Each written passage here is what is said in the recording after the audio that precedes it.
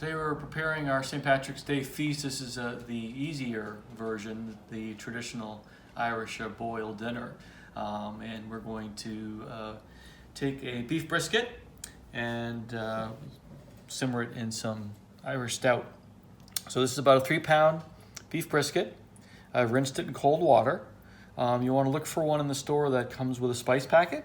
You're going to place the beef in the pot here, and you want a cup of brown sugar. And what I'm going to do is I'm going to coat the outside of this with brown sugar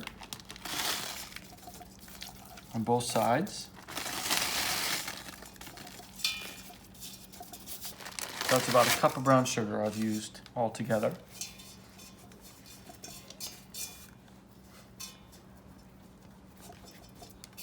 And then we're going to add to this, we're going to go ahead and put the things we're going to marinate in. So we're going to use 4 bottles of Guinness Stout. We're going to use 1 quart of beef broth. And you want to make sure when you shop for your brisket that it comes with a spice packet. So there's a little spice packet in there, pickling spices that will go into the liquid there too. I'm also going to put in the pot 1 onion, peeled and quartered.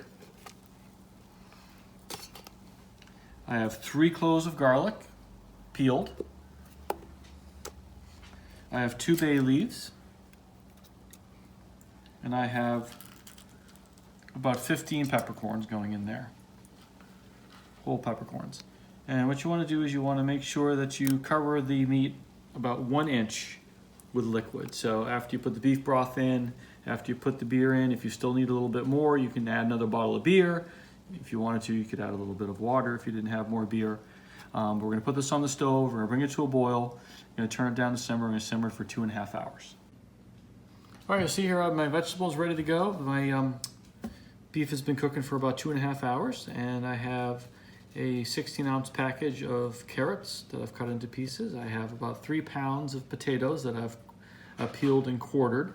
And I've also went ahead and got ready with my cabbage, the whole head of cabbage cut into wedges.